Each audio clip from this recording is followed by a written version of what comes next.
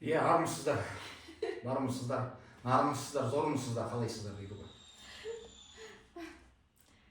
Армысыздар, құрметті көрермендер, сіздермен бірге заңгерлік кеңес бағдарламасы және оның жүргізушісі мен Ақгүл Айдарбекқызы.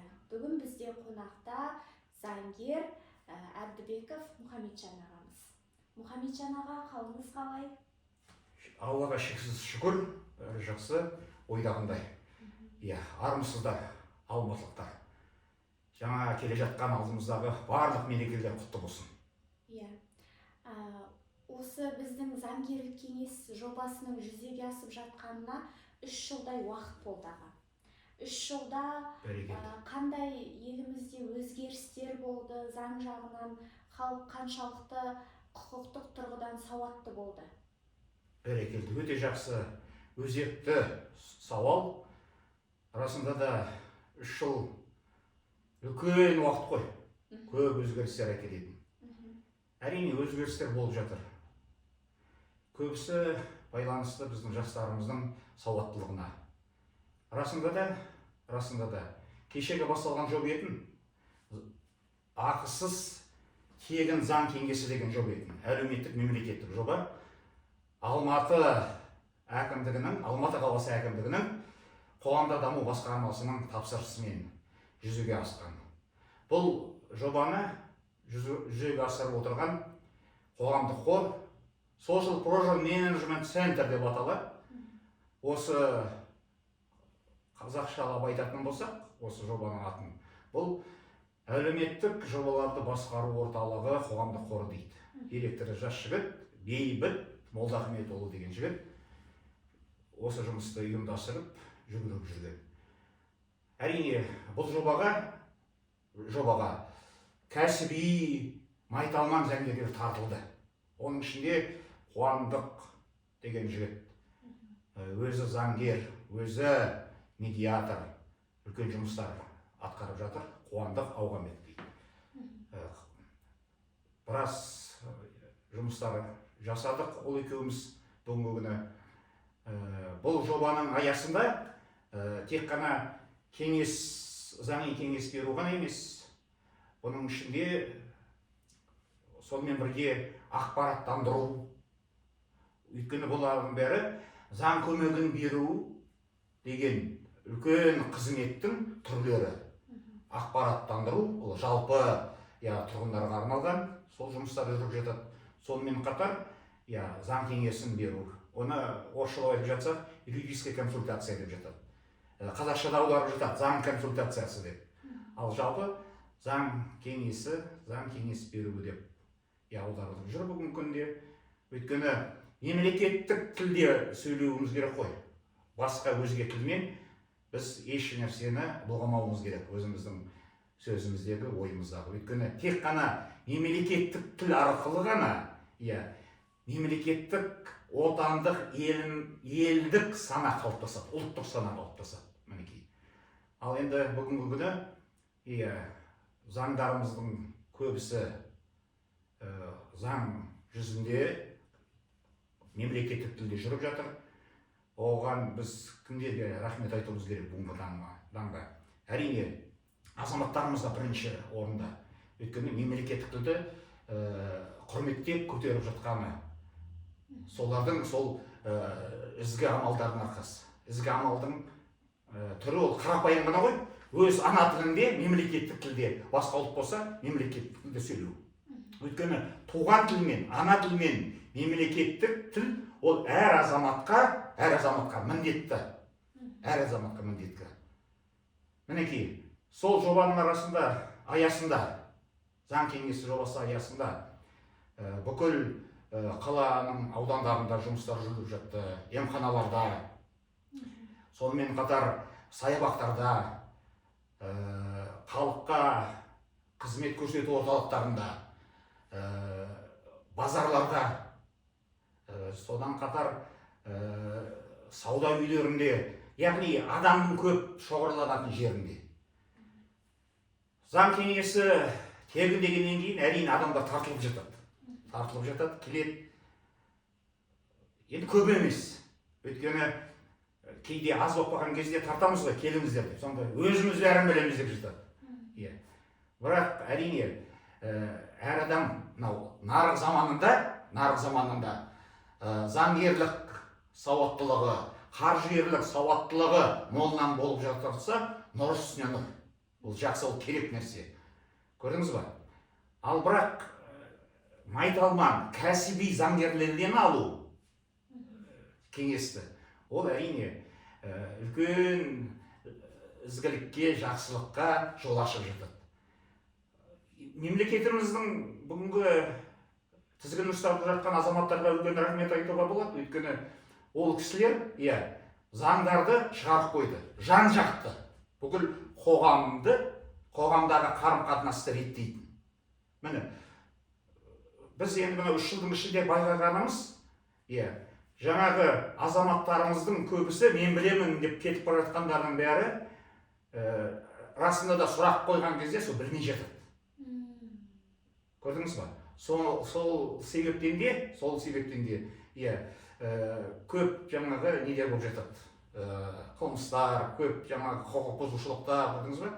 Сол себептен тәрбиеге мән беру керек. Өйткені қояға білім бар ғой, білім дегеніміз, білімді бол деп жатамыз ғой. Әл-Фараби атамыз айтып кеткен ғой. Тәрбиесіз берген білім дейді, қоғамға қауіпті дейді. Көрдіңіз ба? Оның үстіне білім қойға бастауышта болуы мүмкін. Бірақ әр кезде де тәрбие жоғары болу керек қой. Сол кезде барлық жақсылық болады. Ал тәрбиенің негізі ол мына салт дәстүрде, әдет ғұрыпта, соны білсе. Әдет ғұрып, салт дәстүр дегеніміз ол адамдар ғой. Көрдің ба? Ал заң дегеніміз ол ел парасаты. Көрдіңіз ба? Жалпы былай анықтамасын айтатын болсақ, халыққа түсінетіндей. Заң дегеніміз адамзат тәжірибесін қоғам игілігіне дұрыс пайдаланудың жоғары көрінісі ғой. Адам даналығының жоғары көрінісі заң дегеніміз. Осылай айтуға болады. Сол себептен мемлекетке рахмет, осындай жобаларды, мемлекеттік әлеуметтік жобаларды жүзеге асырып жатқанына, қоғамдық қорлар, қоғамдық ұйымдар арқылы. Мінекей, осындай бүгінгі күні 3 жылдың ішінде үлкен жұмыстар жасалып бастады.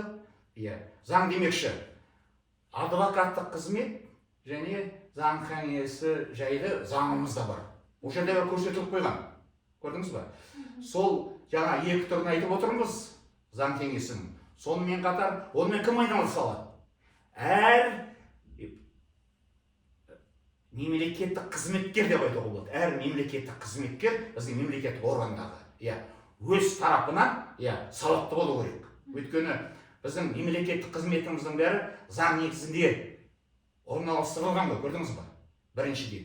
Екіншіден, әрине, арнайы біздің азаматтарымыз бар. Ол заңды Конституцияда көрсетілгендей, өйткені Конституцияда кепілдік берілген.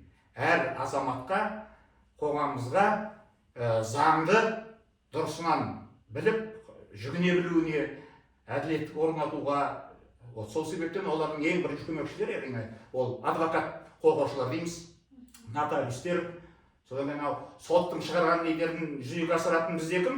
Жеке сот орындаушылары оның ішінде бар. Және жаңағы юрисконсульт деп орысша айтып жатады ғой, заң кеңесшілері, олар бар. Қазір медиаторлар қосылып жатыр, олар да көмектесіп жатыр. Сонымен қатар әрине, әр азаматымыз кәсіби білімі бар, майталман заң жағында, оларды өз тарапынан заң көмегін көрсете алады. Оның бәрі заңда көрсетіліп қойған. Оның үстіне қалай берілетіні, ақысыз ақылы деген. Ақылы түрі бар. Бір ақысыз түрі ол мемлекет жағынан тарапынан әрқашанда қолдалып отырады. Ол дегеніміз жаңағы арнайы топтарға және әлеуметтік кешенді түрде дегендей жұмыстар атқарылып жатады. Мінекей керемет. Енді осы соң кездері байқағаным, біздің халықты алаңдатып жатқан тағы бір мәселе, көбісі әлеуметтік желіде жазады, осы біздің заңға қайта-қайта өзгерістер мен толықтырулар енгізіп жатыр. Осы таяуда ғана қателеспесем 200-ге тарта өзгерістер мен толықтырулар енгізілген екен. Бұл өзгерістер жалпы бізге керек пе? Не үшін мемлекет осындай қадамға баруда? Бұның жауабы оп-оңай. Шындық дейді, шындық. Ол ерліктің нышаны дейді. Әр азаматымыз шыншыл болу керек. Көрдіңіз ба? Шындық болған жерде әділеттілік болады. Президентіміз Қасым-Жомарт Кемелұлы Тоқаев атамыз айтып отыр ғой, әділетті мемлекет, біртұтас ұлт, берекелі қоғам соғайық деп. Биылғы жылын керемет бір біздің министрлігіміз бүкіл қоғамымызға жайып ұрандатып отырған күшті ұраны бар. Заң мен тәртіп дейді. Көрдіңіз ба? Сол себептен жаңа сіздің сауалыңызға не айтуға болады? Әрине, бүгінгі күні үлкен жұмыстар жүріп жатыр, сапалы заңдар шығып жатыр. Өйткені біздің білім беру сапасы жаман емес, мықты заңгерлерді дайындап жатыр. Сол кісілердің арқасында мықты заңдар шығып жатыр бүгінгі күні. Әрине, адам баласы бірдей емес. Бүгінгі күні депутатта болуға болады, президентте болуға болады, прокурорда, генералда болуға болады, әкімде болуға болады, бәрінде болуға болады бүгінгі күні. Өйткені сондай керемет заман болып тұр. Бірақ егерде адамгершілігі болмаса, адамгершілік қасиеті болмаса, онда ол лауазымды иеленіп отырған адамдардан ешқандай пайда болмайды. Сол себептен біз сенейік, жаңағы әкелініп жатқан өзгерістер заңға, заманның талабына сай болсын деп. Өйткені кешегі күні біз, міне, алдымызда конституция жатыр, міне, ата заңымыз. Бұл заңның өзіне де, мінекей, жаңа заманның талабы деп, мынаны қараңыз, 6 рет өзгеріс кіргізіп бастаған. Көрдіңіз ба? Әрине, бұл тәжірибе дұрыс емес, керек емес нәрсе. Өйткені мен жоғарыда айтып кеттім ғой. Заң дегеніміз не? Заң дегеніміз ол ел парасаты. Ол біздің әдет ғұрпымызға, салт дәстүрімізге негізделу керек. Ол адамзаттың тәжірибесіне негізделу керек. Көрдің бе? Адамзат даналығының жоғары көрінісі болу керек міне. Сол үшін жаңағы заң қабылдап жатқан адамдар, заңды жүзеге асырып жатқан адамдар арға да, заңға да сүйене білу керек. Бірінші әрине арттыру керек. Сол кезде ғана оның пайдасы болады. Өйткені өмірдің мақсаты қарапайым ғой. Пайдалы болу адамға, қоғамға, елге, міне. Ол біздің жаратқанның сөзінде де жасалған. Біздің мемлекетіміздің де қасиетті кітабында жазылған конституция, ата заңымызда. Көрдіңіз ба? Ал өмір болғасын ол құбылыс әртүрлі болып тұрады. Адамды қазіргі жастарды көрсем, кешегі уақыттан қандай өзгерістері дамыған, жақсылыққа асыққан азаматтар сондай болып жатыр. Өйткені бұл өмір. 50 жылда ел жаңа деп еліміз бекер айтпайды ғой, көрдіңіз бе? Сол себептен де біздің салт дәстүріміз ол шегеленіп қойған нәрсе емес. Заңдарымыз да шегеленіп қойған нәрсе емес. Оның бәрі заманға сай талаптармен өзгеріс тұру керек. Өз ережелерін тауып тұру керек. Бірақ оның бәрі халыққа, елге пайдасы болатындай. Өйткені көп жағдайда байқайсың, зияны тиіп жатыр. Бірақ та халық айтады ғой, заңда қалай қозғалсаң, солай ол өзгереді деп. Олай болмау керек. Сол себептен де сауатты, мықты, тәлім тәрбиесі күшті, адами қасиеті мол азаматтар осы біздің заң саласында жұмыс істеп жатса, нұрыс не онда. Өйткені мықты мемлекет, Ақыл ханым айтайын мен сізге. Мықты мемлекеттің негізі жақсы заңдармен күшті әскердің арқасында ғана бола алады, дамиды, өрбиді алға. Мінекей. Енді жаңа айта кеттіңіз, біздің көрермендерге түсінікті болу үшін нақтылай кетейік. Сіз дала заңымен сәйкестендіру керек дедіңіз. Біздің ұлттық құндылықтармен, салт дәстүрмен, ар заңымен сәйкестендіру керек дедіңіз. Соған бір мысал ретінде келтіре кетіңізші, қалай болады ол? Ол болмай. Өйткені қараңыз, бізде салт дәстүрімізде, әдет ғұрпымызда мына қоғамның өсуіне байланысты өзгеріп отырады. Көрдіңіз ба? Иә. Сол себептен, соған жүгіне отырып. Өйткені мысалы, ана мен баланың құқығын қорғайтын заңды негізге алып қалай келтіруге болады? Ол болмай. Қараңыз.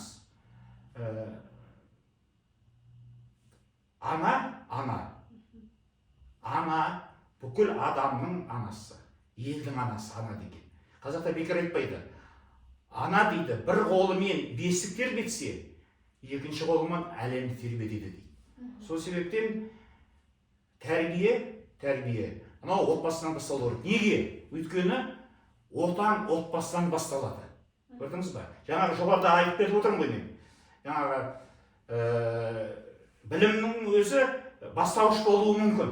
Бірақ тәрбие дегеніміз ол әрқашанда жоғары болу керек. Ал тәрбие арқылы мінез қалыптасады. Көрдіңіз ба? Қазақи мінезіміз. Кешегі біздің атамыз Бөкейхан деген, Әлихан Бөкейханов атамыз не дейді? Елге, жұртқа қызмет ету, еңбек ету дейді. Білімнен емес дейді, мінезден дейді. Көрдіңіз ба? Ал мінездің тұғыры неде жатыр? Әдет ғұрып, салт дәстүр. Соны сана білу. Көрдіңіз ба? Ол қадалып қалмайтын нәрсе, ол да өзгеріп отырады. Жаңа жоғарыда айтып отырғаныма, қоғамның деңгейіне қарай, мемлекеттің өркениетіне қарай. Жаңа заманға қарай сәйкестендіріп отырады. Соған біз сүйене отыра заңдарымызды дұрыстап шығарып отыруымыз керек. Араға сүйеніп дегенім сол.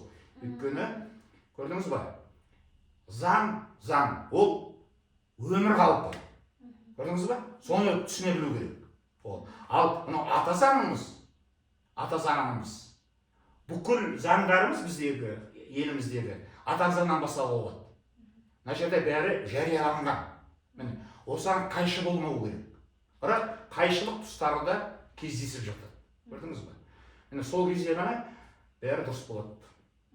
Солай. Жақсы, Мұхамеджан аға, сүбелі сұхбатыңызға алғысымыз шексіз. Құрметті көрермендер, осымен тәмам. Көріскенше күн жақсы болсын. Сау болыңыздар. Ар болыңыздар, бар болыңыздар, нар болыңыздар. Елімізде тек қана бейбітшілік болсын. Еліміздің іші даудан, сырты жаудан аман болсын. Еліміз тәртіпті болсын, заңды құрметтесін. Себебі біздің Төле би атамыз айтып кеткен ғой. Халқы заңын сыйлаған елдің дейді, әрқашанда дейді, бағы бір есе артық дейді. Сол себептен соны ұстана білейік. Рахмет, Назар. Жақсы, рахмет. Сау болыңыз. Ақсұлу жаным.